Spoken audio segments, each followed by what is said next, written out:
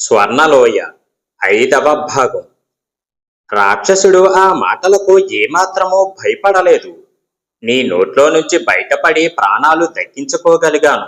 ఇక ఎలాంటి ప్రమాదమూ నన్నేమీ చెయ్యలేదు. ఈ దారిలో వెళ్లి స్వర్ణద్వీపాన్ని చేరగలనని నా నమ్మకం. మరి నాకు సెలవు ఇప్పించు అన్నాడు రాక్షసుడితో. రాక్షసుడు ఆ బాలకుడి ఆత్మవిశ్వాసానికి, మనోబలానికి ముచ్చటపడ్డాడు. తర్వాత తన చేతులు వినయుడు ముఖం మీద మారు తిప్పగానే అతడు చటుక్కున లేచి కూర్చొని రాక్షసుడు రాక్షసుడు అంటూ వణికిపోసాగాడు. విజయుడు వాడిని సమాధానపరిచి నెమ్మదిగా జరిగినదంతా చెప్పాడు. అప్పుడు వినయుడు తన ప్రవర్తనకు సిగ్గుపడి మానవ రూపంలో ఉన్న రాక్షసుణ్ణి ఆశ్చర్యంగా చూసి, ముందే ఈ రూపంలో ఉంటే మాకు ఏ బాధ ఉండేది కాదు కదా. ఇప్పుడు నిన్నలా చూశాక నాకు మనుషుల్ని చూసిన భయం పుట్టేలాగా ఉన్నది. ప్రతివాడు కామరూపంలో ఉన్న రాక్షసుడేమో అనిపిస్తున్నది అని అన్నాడు. అప్పుడు రాక్షసుడు నవ్వి, ఉత్తప్పుడు ఇలాగే ఉంటాను, కానీ మనుషుల్ని తినాలన్న కోరిక నా రూపాన్ని పెంచుతుంది. అందుకనేమో మా తాత అంటూ ఉండేవాడు, అందరూ ఒకలాంటి వారేనట. వారి వారి బుద్ధులు కోరికలను బట్టి కొందరు రాక్షసులు, కొందరు దేవతలు, కొందరు మానవులు అవుతారట అని అన్నాడు. అయితే మా విజయుడు దేవత అన్నాడు వినయుడు. విజయుడు మాట మారుస్తూ, మనమిక ముందుకు వెళ్లాల్సి ఉంటుంది, అందుకు నీవు సిద్ధమేనా అని అన్నాడు. విజయ, పిరికివాడికి క్షణక్షణం చావే అయితే ధైర్యవంతుడికి ఒకటే చావంటారు. నాకంటే చిన్నవాడివైనా నువ్వు ధైర్యంగా రాక్షసుడి నోట్లో నుంచి బయటపడ్డావు. నువ్వు పక్కనుండగా నాకేం భయం, ఇక మీద నేనే ముందు నడుస్తాను అని రాక్షసుడు వంక తిరిగి, రాక్షస, మరి సెలవు అని అన్నాడు. రాక్షసుడు వారిద్దరికీ చెయ్యి ఊపుతూ వినయుడితో, ఇప్పుడు నీవు కూడా దేవతవే అని అన్నాడు. మిత్రులిద్దరూ రాక్షసుడు చూపిన దారిలో ముందుకు వెళ్లారు. ఆ బాట నడవగా నడవగా అనువుగా ఉండటం వల్ల దట్టమైన అడవిలో ప్రయాణం చేస్తున్నప్పటికీ వాళ్లకు ఇబ్బంది అనిపించలేదు. క్రూర మృగాలు కాని, విషసర్పాలు కాని ఎదురు కాకపోవడం వారికి మరింత సంతోషం కలిగించింది. అలాంటి సమయంలో వాళ్లకు విచిత్రమైన శబ్దం వినిపించింది.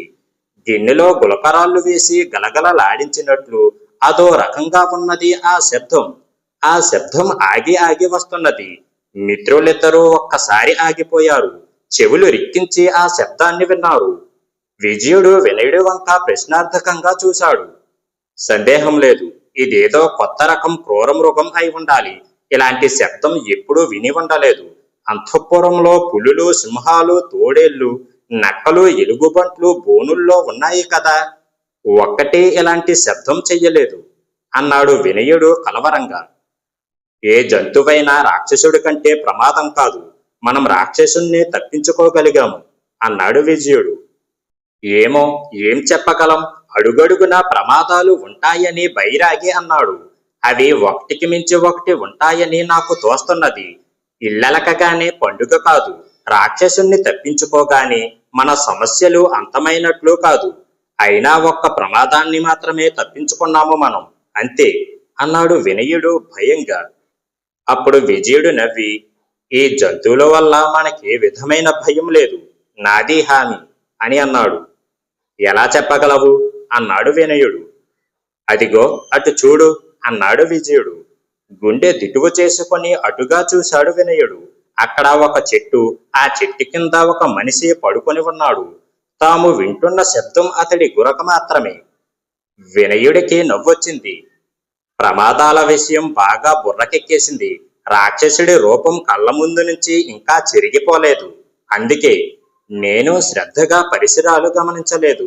నువ్వు నిదానంగా ఉన్నావు కాబట్టి వెంటనే విషయం తెలుసుకున్నావు అనేసి తనే ముందడుగు వేసి ఆ చెట్టు కింద మనిషిని సమీపించాడు.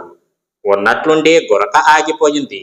అంతవరకు అటుగా పడుకుని ఉన్నవాడల్లా ఆ మనిషి ఇటు తిరిగి పక్కనే ఉన్న కర్ర చేతిలోకి తీసుకొని చటుక్కున లేచి నిలబడ్డాడు. వినయుడు అతన్ని చూసి ఉలిక్కిపడ్డాడు. పొడవాటి జుట్టు, రక్త తిలకం, అగ్నిగోళాల్లాంటి కళ్ళు, గద్ద ముక్కు, కొద్దిగా గూని శరీరం, చూడటానికి కథల్లో వర్ణించే మాంత్రికుడిలాగా ఉన్నాడు. వీడు వీడు మాంత్రికుడు రాక్షసుడిదైతే బలమే, వీడికి మంత్రశక్తులు ఉంటాయి, మనల్నిప్పుడు ఏ పిల్లిగానో మార్చేస్తాడు అన్నాడు వినయుడు. పాపం ముసలివాడు, ఇతడు మనల్నేం చేస్తాడు, మనిషిని చూస్తే కష్టాల్లో ఉన్నట్లు ఉంది అన్నాడు విజయుడు జాలిగా. ఈలోగా ఆ ముసలివాడు కర్రను తాటించుకుంటూ నడిచి వచ్చి వారిని సమీపించి, ఎవరు మీరు, ఇలా వచ్చారంటే స్వర్ణద్వీప యాత్రకు గాని పూనుకున్నారా అని అనుమానంగా ఉన్నది అన్నాడు వణుకుతున్న స్వరంతో. ఆ గొంతు వింటూ ఉంటే వినయుడు ఒళ్ళు గగురు పుడిచింది. వాడి మాట కంటే గురకే బాగున్నది అనుకున్నాడు. విజయుడు ఆశ్చర్యంగా, నీవు సరిగ్గానే ఊహించావు, స్వర్ణద్వీపానికి దారి నీకు తెలుసా అని అన్నాడు. తెలుసు అని వికృతంగా నవ్వాడు ముసలివాడు. వినయుడు ఆ నవ్వు విని అన్ని విధాలా వీడికంటే రాక్షసుడు మంచిదే అనుకున్నాడు. విజయుడు ముసలివాడితో, ఈ నిర్మానుష్య ప్రాంతంలో నీవిక్కడ ఉండటం మా అదృష్టంగా భావిస్తున్నాను. మా వల్ల నీకేదైనా ప్రయోజనం ఉంటే చెప్పు, అది తీర్చి మేము స్వర్ణద్వీపం వెళతాము అని అన్నాడు. ముసలివాడి ముఖం దిగాలుగా అయిపోయింది.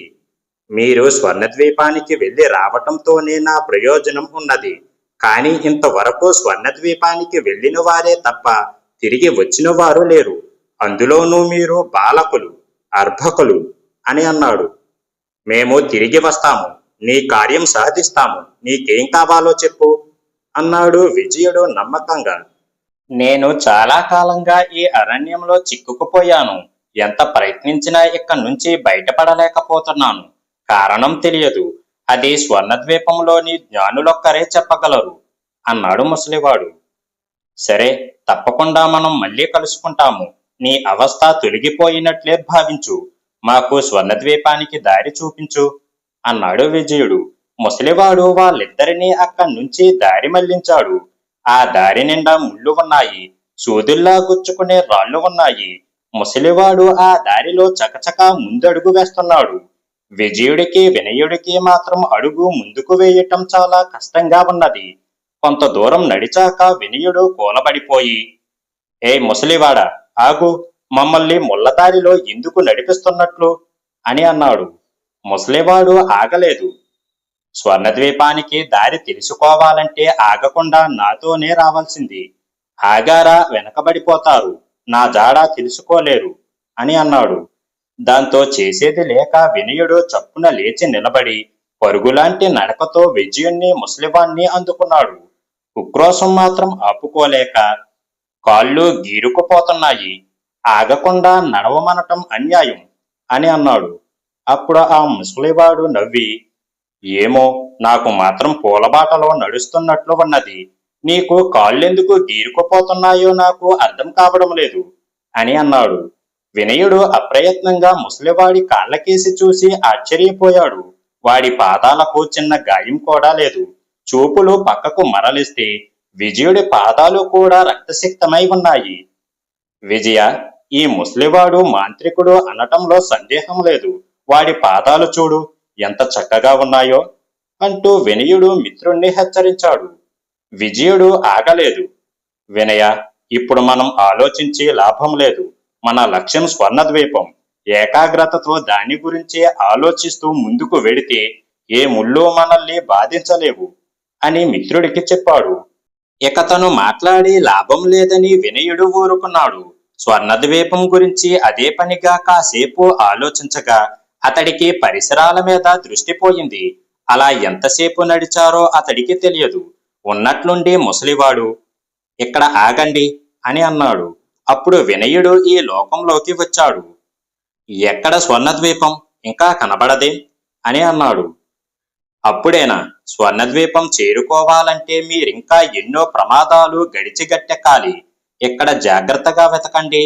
ఒక చోట నేల మీద 12 బంతి మొక్కలు ఉంటాయి. అవన్నీ ఒకే ఎత్తుకు ఎదిగి ఉంటాయి. ఆ స్థలం మనకు చాలా ముఖ్యం అన్నాడు ముసలివాడు. ఆ స్థలాన్ని వెతికి పట్టుకునేందుకు విజయుడికి ఎంతోసేపు పట్టలేదు.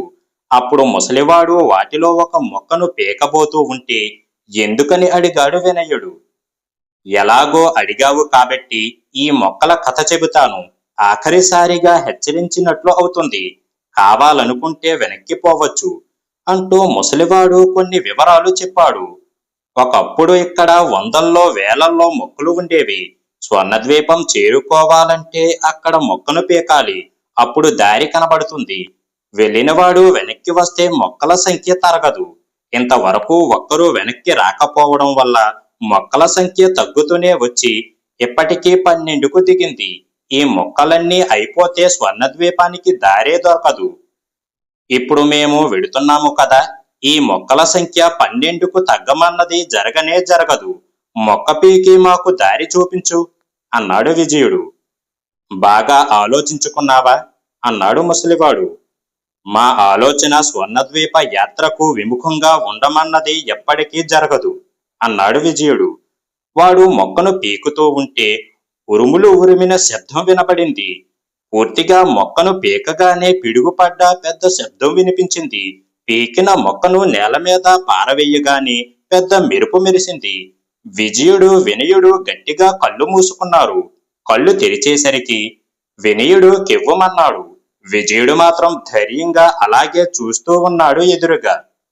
నిలువెత్తు కొండ చిలువ కొద్దిగా తల వంచి విజయుణ్ణి చూస్తున్నది. దాని నోట్లో నుంచి ఆగి ఆగి ఆవిరులు వస్తున్నాయి. చురకత్తుల్లా వాడిగా ఉన్న నాలుక ముందుకు వెనక్కి కదులుతున్నది.